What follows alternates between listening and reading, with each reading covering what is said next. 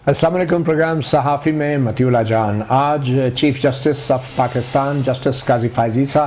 और उनके सीनियर जज जस्टिस सरदार तारिक मसूद ने सहाफ़ियों के एक वक्त से मुलाकात की। जी हाँ, ये press association of supreme court जो अदालती रिपोर्टर्स या कोर्ट रिपोर्टर्स जिनको हम कहते हैं वो थे, जो कि रोज़ाना की बुनियादों पे सुप्रीम कोर्ट से कभी कभी बराह रास्त और कभी कभी ख़बरों के ज़रिए पाकिस्तान के अवाम को बाखबर रखते हैं उन अहम मुकदमात के हवाले से जो मुकदमात रोज़ाना सुप्रीम कोर्ट में जिनकी समाअत की जाती हैं। आज की इस मुलाकात की ख़ास बात ये थी कि ये एक तसलसल था उन मुलाकातों का जो चीफ जस्टिस काजी फ़ायज़ ईसा वकला तंजीमों से भी उन्होंने पहले की है, एडवोकेट जनरल्स और जो प्रोसिक्यूटर जनरल्स हैं सरकारी वकला से भी की है। और उनका मकसद ये है कि अदालती कार्रवाई को, निज़ाम इंसाफ को, निज़ाम अदल को कैसे मौसर बनाया जाए और अवाम का ख़ास तौर पर जो जानने का हक़ है, ये मामला आज ज़ेर बहस था कोर्ट रिपोर्टर्स की तंजीम प्रेस एसोसिएशन ऑफ पाकिस्तान के साथ। आज की मुलाकात में ये शायद ज़रूरी नहीं कि किसने क्या कहा, मगर आवाम के लिए ये जानना इंतहाई ज़रूरी है कि क्या कौन से अहम मामलात पे बात हुई। तो मुख्तसर खुलासा आपको बता देते हैं उस मुलाकात के अंदर कौन कौन से अहम कौमी मफाद और अवामी मफाद के मामलात पर बहस हुई। सबसे पहले तो इस सवाल के ऊपर तजावीज़ का तबादला हुआ कि अवाम तक अदालती मालूमात बेहतर अंदाज में कैसे पहुंचाई जा सकती हैं। फिर ये बात भी हुई कि अदालती रिपोर्टर्स जो हैं वो किस तरीके से इस बात को यकीनी बनाएं कि सिर्फ़ और सिर्फ हक़ाइक़ पर मबनी मालूमात अवाम तक पहुंचाएं। और फिर ये बात भी हुई कि जो कोर्ट रिपोर्टर्स हैं यूँ तो तकरीबन सभी पढ़े लिखे, तालीम याफ्ता और तजर्बाकार होते हैं, मगर उनकी अहलियत का कोई ना कोई मायार मुकर्रर करना भी ज़रूरी है। फिर इसके बाद जो press association of supreme court है, जो सुप्रीम कोर्ट के रिपोर्टर्स का एक फोरम है, उसके अंदर ख़ुद एहतसाबी का अमल कैसे उसको प्रमोट किया जा सकता है। और फिर हक़ाइक़ के बरखिलाफ़ अगर कोई रिपोर्टिंग होती है तो उसके ऊपर कैसे किसी को जवाबदेह बनाया जा सकता है या उसकी हौसला शिकनी कैसे की जा सकती है। फिर इस मामले पे भी बात हुई कि जो सुप्रीम कोर्ट के रिपोर्टर्स हैं वो बहुत सी मालूमात जो हैं उनको बर वक्त नहीं मिलती, जिससे आम तौर पे मिस रिपोर्टिंग का भी अंदेशा रहता है। तो कैसे एक नया अमल तरतीब दिया जाए जिसके तहत जो सुप्रीम कोर्ट की प्रेस एसोसिएशन है उसके ज़रिए की गई दरख्वास्त के ऊपर अहम मामलात पे सुप्रीम कोर्ट की तरफ से फौरी मालूमात फराहम की जाएँ। और फिर जो सीनियर और जो रेगुलर रिपोर्टर हैं जो एक तवील अरसे से सुप्रीम कोर्ट की रिपोर्टिंग कर रहे हैं, उनके लिए खसूसी एक्रेडिटेशन कार्ड्स जो हैं वो क्या सुप्रीम कोर्ट की तरफ से जारी किए जाएँ या नहीं, ये भी एक तजवीज़ सामने आई है इस मुलाकात के अंदर। और फिर अदालती रिपोर्टर्स और जो कैमरामैन हैं जो कई कई घंटे सुप्रीम कोर्ट में अपनी जिम्मेदारियां निभाते हैं, उनको जो पेशा वराना बुनियादी सहूलियात या उनकी ज़रूरियात हैं वो क्या क्या हैं और उनको कैसे फराहम की जा सकती हैं। और फिर सुप्रीम कोर्ट ने हाल ही में जो एक बराह रास्त नशियात का पायलट प्रोजेक्ट किया है, उस पायलट प्रोजेक्ट के हवाले से भी जो तजवीज़ ज़ेर गौर है उसमें भी मीडिया क्या किरदार अदा कर सकता है, उसके बारे में भी इस मुलाकात में बात हुई। और फिर आला अदलिया में जजों की तैनाती के हवाले से भी कुछ गुफ्तगू हुई और जिसके हवाले से ये बात सामने आई है कि कवायद मुरतब किए जा रहे हैं और उसके लिए जुडिशल कमीशन के 28 अरकान जो हैं उनको खतूत भी लिख दिए गए हैं। और इन 28 अरकान में वो लोग शामिल हैं जो कि बुनियादी तौर पे हाई कोर्टों के अंदर, चारों हाई कोर्ट्स और सुप्रीम कोर्ट के अंदर आला अदलिया में जजों की तैनाती के लिए जो अलग अलग कमीशन है वो तमाम अरकान उनको ये खतूत लिखे गए हैं। और फिर एक बात गैर रस्मी गुफ्तगू में ये भी सामने आई कि जुल्फ़िकार अली भुट्टो का जो सदारती रेफरेंस था उनके सदाए मौत को जो आज तक हम अदालती कत्ल कहते हैं,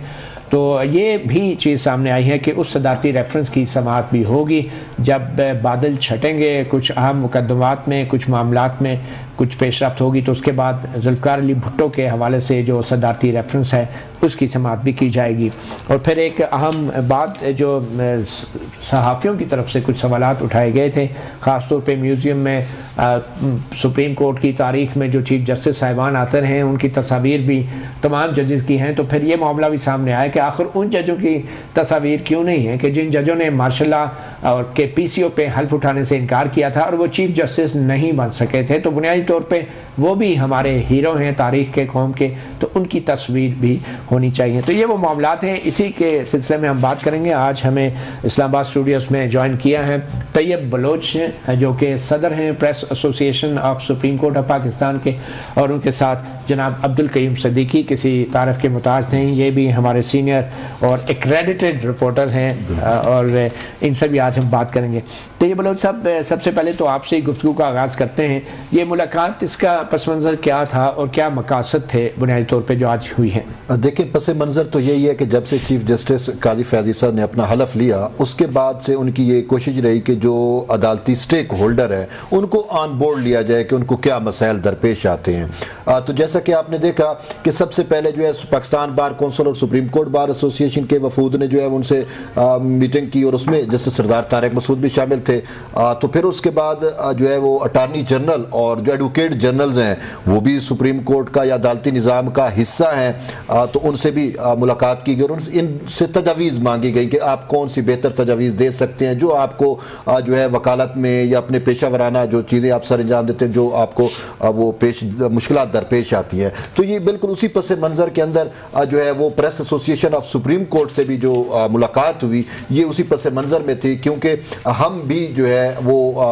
अदालती स्टेक होल्डर हैं, निज़ाम इंसाफ के स्टेक होल्डर हैं, जो सुप्रीम कोर्ट की खासकर बीट करते हैं या किसी भी अदालत की जो रिपोर्टर्स रेगुलर बीट करते हैं तो वो उस अदालत का हिस्सा होते हैं। तो हम भी हिस्सा हैं, और इसी वजह से अगर हम देखें कि हमें खुद सुप्रीम कोर्ट के अंदर एक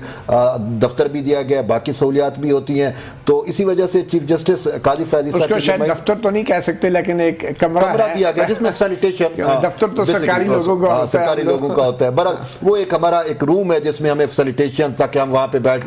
के रिपोर्टिंग कर सकें और जो चीज़ें हैं डिस्कस कर सकें। कोई गेस्ट आता है तो उसके साथ हम बात कर सकें। तो ये सुप्रीम कोर्ट की जानिब से हमें जो है वो दिया गया है।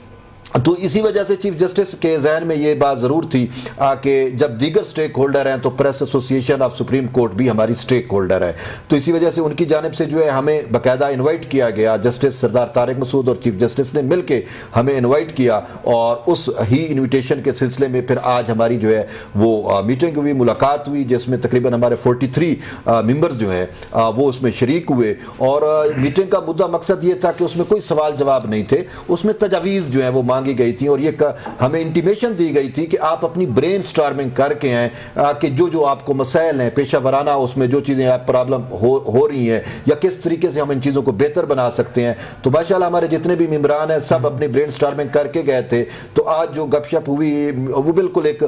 जो है ऐसे अंदाज में थी कि फ्रेंडली माहौल में थी। तो चूंकि सवाल जवाब वाली चीज़ें थी नहीं, तो तजावीज़ थी, तो सब ने जो ऐसी खुशी जिन जिन के माइंड में जो जो तजावीज़ थी, जिनको जिसमें सुप्रीम कोर्ट रूम नंबर 1 के अंदर इको की वजह से जो मसाइल पेश आते हैं, जो लिस्निंग आवाज़ के मसाइल हैं, अच्छा फिर पेशा वराना अमूर के अंदर कैमरा मैनों के जो मसाइल हैं, फिर इसी तरीके से और भी जो दीगर हमारे मसाइल हैं, काज लिस्ट के इशूज़ हो सकते हैं। तो ये सारे इशूज़ तकरीबन जो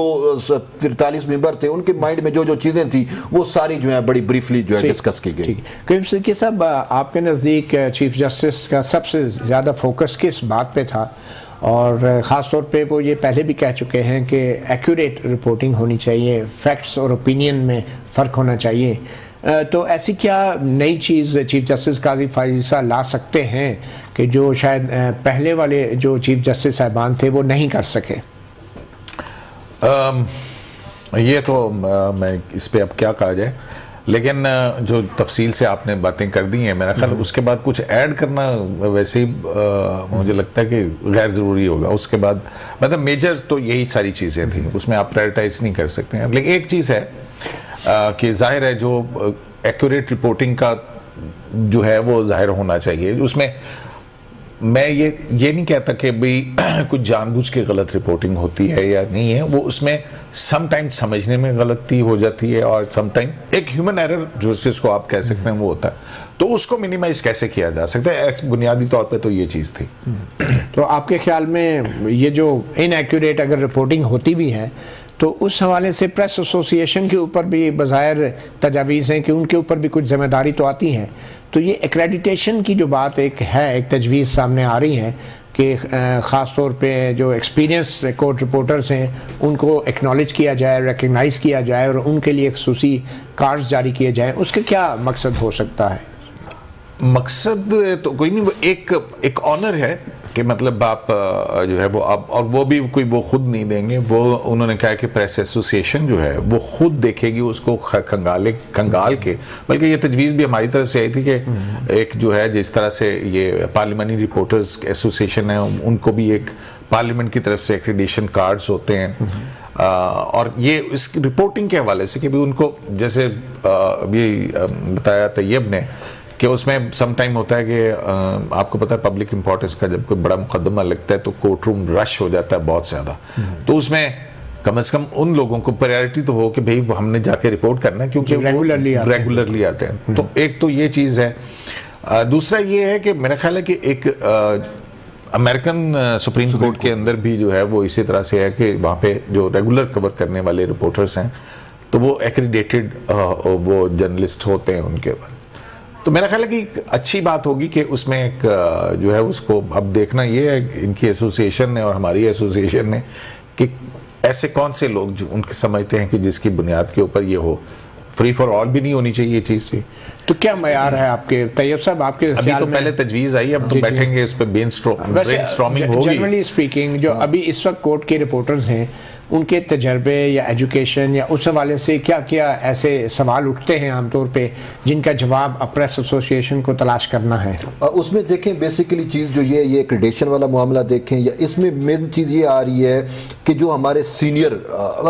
बेसिकली ये है कि जो हमारे सीनियर रिपोर्टर्स हैं जिनको बड़ा अरसा हो गया सुप्रीम कोर्ट की बीट करते हुए, तो उनकी आइनी तौर पर मामलात के ऊपर ग्रिप जो है वो बहुत ज़्यादा है होती है। मतलब मैं हूँ तो मेरा अगर मैं तजर्बा मेरा कम होगा तो मुझसे जो सीनियर है उसको ज़्यादा तजर्बा है तो उसकी ग्रिप ज़्यादा होगी। उसको फिर मुतअद्दिद केसेस अगर हम देखें कि जब भी कोई मैटर आता है, स्पेशली कॉन्स्टिट्यूशनल मैटर की अगर मैं बात करूं, तो उसमें वो पिछले अदालती नज़ीरों की भी बात होती है। तो वो अदालती नज़ीरों की जब बात होती है, जो सीनियर रिपोर्टर होता है वो तो उस पर पहुंच जाता है कि ये कब फैसला हुआ था, उसमें क्या कहा गया था। जो जूनियर होता है तो वो तो उस चीज़ पे नहीं पहुंच सकता कि क्या कुछ हुआ था। तो बेसिकली ये यही चीज़ है कि जो सीनियर रिपोर्टर्स हैं उनसे हमारे जो नए आने वाले रिपोर्टर्स हैं वो उनसे लर्न करें, और वो हम उनको एक ऑनर मिलेगी किसी एक्रेडिटेशन की वजह से, क्योंकि वो उस क्राइटेरिया के ऊपर अभी वो हमने चीज़ें तय करनी है कि हमारी कमेटी बनेगी और वो चीज़ें तय करेगी कि क्या क्या हमारे SOPs होंगे, किस किस तरीके को कौन कौन उस क्राइटेरिया के अंदर पूरा बैठ रहा है, कौन। मगर उसमें ये तो नहीं हो सका कि सिर्फ एक्रेडिटेशन वाले जो रिपोर्टर हैं सीनियर सिर्फ वही रिपोर्ट नहीं बल्कि बाकी भी रिपोर्ट कर सकते हैं। देखिए उसमें अगर किसी के पास एक्रेडिटेशन नहीं भी है और कोई हमारा मेंबर भी नहीं है तो भी हम उसको तो नहीं रोक सकते कि वो रिपोर्ट वो भी है, वो रिपोर्टिंग करे। ये तो एक ओपन चीज है, पब्लिक प्लेस है, तो वो रिपोर्टिंग ये सिर्फ एक एक्नॉलेजमेंट होगी सीनियर जर्नलिस्ट के लिए, और थोड़ा सा हमारे अपने ऊपर भी चेक एंड बैलेंस होगा कि वो जो दोस्त हमारे जो फैक्ट से हट के अगर रिपोर्टिंग करेंगे उनको ये पता होगा कि हमारा जो ये चीज़ें मॉनिटर हो रही हैं, तो कल को जो हमारी कमेटी होगी जो एक्रेडिटेशन के लिए नाम फाइनल करेगी तो उसके भी नॉलेज में होगा कि इसने फलां जगह पे या फलां केस के अंदर ये रिपोर्टिंग दुरुस्त नहीं की, ये दुरुस्त नहीं की। तो वो इस वजह से हमारे दोस्त खुद एहतसाबी में पड़ जाएंगे कि हम कोशिश करेंगे सही रिपोर्टिंग करें। ठीक, एक छोटी सी ब्रेक लेते हैं और ब्रेक के बाद कुछ और भी आम मामलात हैं कोर्ट रिपोर्टिंग के हवाले से ही उस पर बात